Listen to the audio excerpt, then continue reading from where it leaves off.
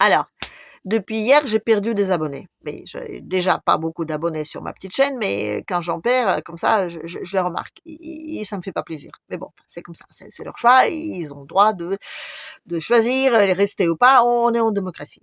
Mais en même temps, je me suis dit pourquoi? Parce que pourquoi? Qu'est-ce que j'ai fait? Est-ce qu'il fallait pas? Ah. Alors peut-être que je me suis moquée de trans. C'est peut-être ça, hein? Non, ben c'est vrai que je me suis un peu moquée de trans ou des homosexuels. Et ça, c'est politiquement incorrect. Bon. Après, c'est pas vraiment de cette population-là, je me suis moquée. Non, non, non, je me suis moquée surtout de débats. Voilà, c'est les débats qu'on a aujourd'hui en vogue. Mais bon, si les gens ont trouvé que c'est plutôt, enfin, j'ai abordé un sujet politiquement incorrect, je vous remercie et surtout je vous félicite parce que voilà, vous prouvez bien que votre, on va dire, autocensure fonctionne à merveille. Mais bon, encore une fois, on est en démocratie. Donc, ben oui, mes moqueries, mes moqueries. Alors oui, je me suis manqué de trans, mais je me suis surtout manqué de débat qu'il y a autour. Voilà. On est en train de faire un débat sur une tranche de population extrêmement fine. Certes, peut-être qu'il existe et je ne renie pas leur bien ou mal-être, mais vous voyez, ce que je veux dire, c'est que ben, les gens qui dorment dans la rue, voilà, il y en a aussi beaucoup, et je crois qu'il y en a beaucoup plus que des gens qui essayent de changer de sexe. Mais de cela, on ne parle pas. Voilà. Donc, oui, il y a beaucoup de gens aussi qui dorment dans la rue alors qu'ils ont un travail. Oui, c'est parce que c'est comme ça. Je veux dire, la vie est devenue tellement chère que qu'ils n'ont pas tellement le choix. Et il y a personne comme ça parmi les journalistes qui va venir les interviewer pour dire alors comment vous vous sentez dans votre esprit, dans votre, enfin je veux dire dans votre âme, dans votre corps. Oui, peut-être qu'ils ont aussi pas bien de dormir sous le petit carton comme ça dans la rue. Peut-être que, enfin ici ils aimeraient bien changer quelque chose dans la situation, mais pour ça donc non, on n'en parle pas et on n'accorde pas de l'argent pour ça. Et puis de toute façon on dit que c'est de leur faute et puis que c'est, enfin je dis des marginaux et puis je sais pas quoi. Enfin, bon, d'accord. Les gens qui dorment dans la rue, c'est des marginaux. Les gens qui vont changer de sexe, c'est des gens normaux. Bon, pourquoi pas. Mais là, ce qui est énervant aussi là-dedans, c'est que, ben, vous voyez, quand les gens décident de changer de sexe, il faut une opération. Et c'est une opération extrêmement complexe. Et enfin, je dirais même que c'est du vrai charcoutage. Voilà, je veux dire, quand on regarde vraiment, je veux dire, techniquement comment ça marche, c'est assez affreux. Voilà. Donc, je dirais, les gens qui acceptent enfin, je dirais, de transformer, ou je dirais même d'abîmer leur corps, parce que je veux dire, on ne sera jamais pleinement garçon, pleinement fille. Enfin, je veux dire, c'est pas très naturel, on va dire. Mais bon, après, c'est leur choix, c'est leur choix. Je vais pas revenir dessus. Mais encore une fois, c'est du charcutage. Et ce qui est intéressant, c'est que ce charcutage-là, il est pris par la Sécu à 100%. Voilà, il est remboursé. Bon, on n'a pas d'argent aujourd'hui pour traiter des choses simples. Vous voyez, on fait les limites dans les hôpitaux, là, je dis les économies surtout, mais on rembourse les gens qui changent du sexe. Bon, on va dire que c'est humainement normal. D'accord, pourquoi pas. C'est aussi parfois humainement normal de trouver de logements pour les sans-abri. Enfin, de trouver une solution en tout cas. Mais bon, enfin, on va pas comparer les choses. Voilà. Les autres, ils se sentent mal. Enfin, parce que voilà, enfin, c'est comme ça. C'est le problème de société. Après, l'autre, c'est les problèmes individuels. Et c'est là encore une fois, je dis, c'est le problème. Parce que je dis, ce sont des individus qui sont mis en avant, d'accord?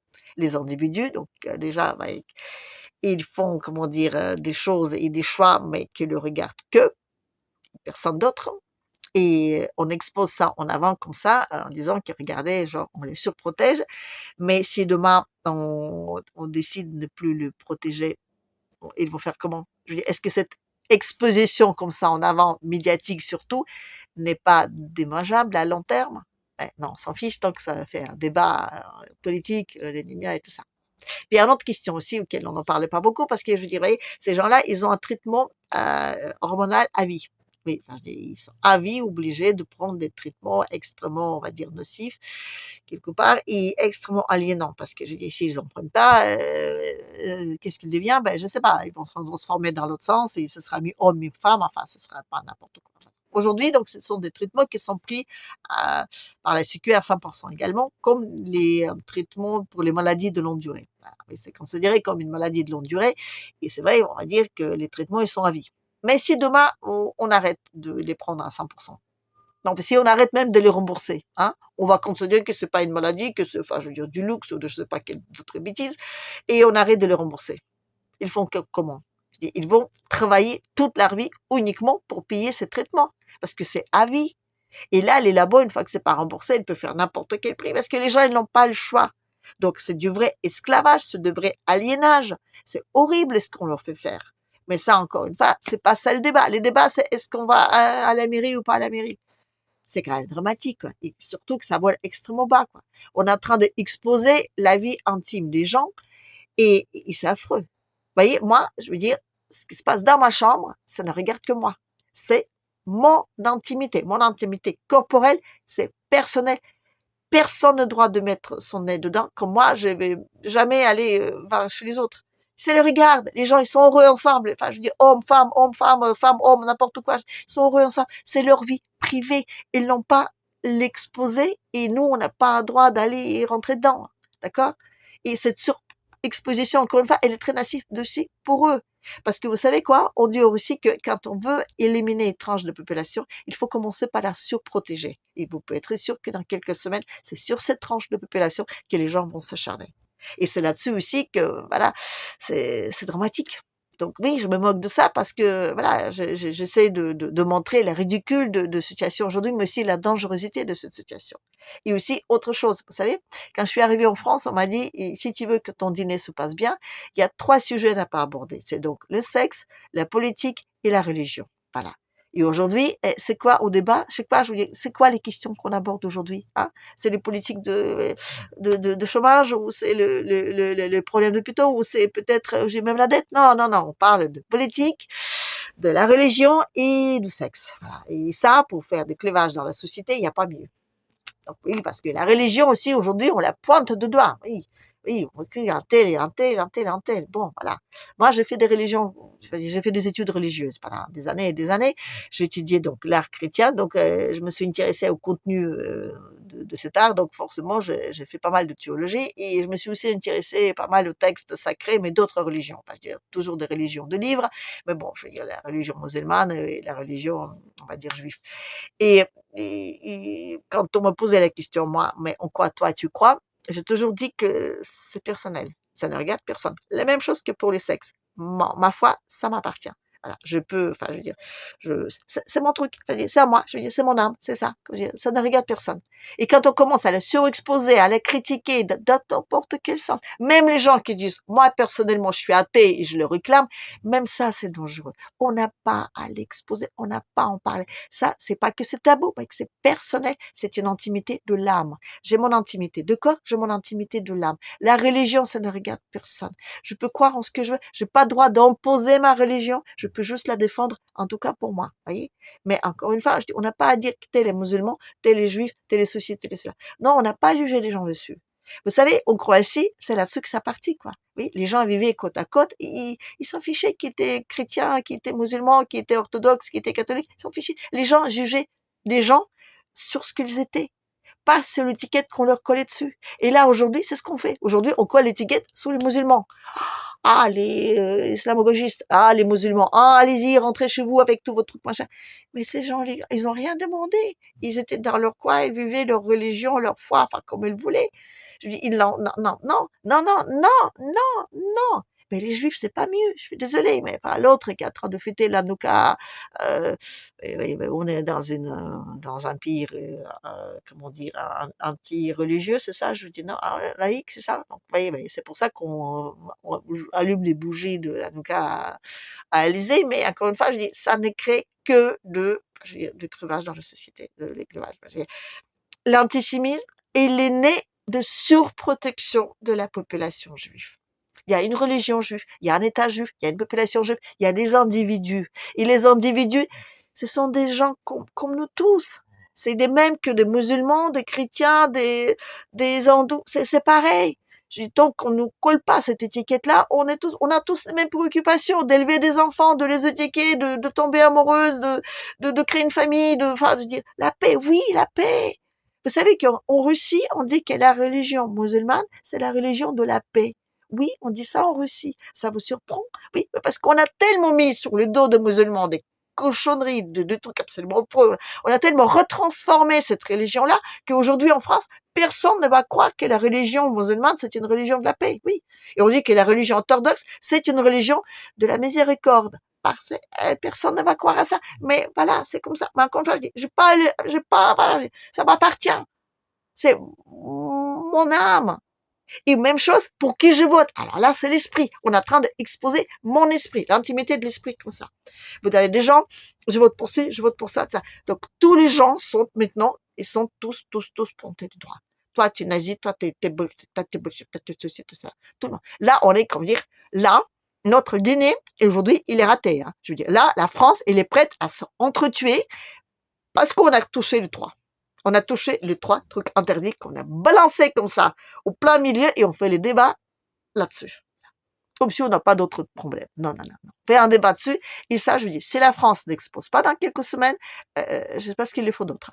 Donc aujourd'hui, encore une fois, je dis, si tu parles à la télé de qui tu votes et tout, et voilà, ça y est, on te montre, on te met l'étiquette et ça, je dis, on te met, je dis, on s'expose, les individus, on nous expose aujourd'hui d'une façon intolérable et du coup on se déteste entre nous et on ne s'intéresse pas, je veux dire, au problème de société. C'est pas la société aujourd'hui, non, c'est les individus. On protège des individus, on met en avant les individus, on critique des individus, mais les problèmes de société, il y en a pas. Et vous savez quoi, ce qui en concerne, je veux dire, l'antisémitisme. J'ai fait donc des études d'histoire aussi et je travaillais sur un texte d'un tailleur de pierre de fin de 18e, voilà. Et lui, il décrivait ses journaux intimes, voilà. Il décrivait ce qu'il voyait autour de lui et à un moment donné, il a parlé des juifs, voilà. Donc on peut l'accuser d'antisémitisme ou pas, mais je veux dire, c'était il y a 250 ans, un peu plus même. Voilà. Et donc lui, il décrivait, déjà il disait que les juifs n'avaient pas le droit d'être dans la ville, voilà. Il disait que les juifs, oui, non, ils n'avaient pas le droit d'être dans la ville, ils devaient d'être en dehors. Et aussi, ils n'avaient pas le droit de faire d'autres métiers que métiers d'argent.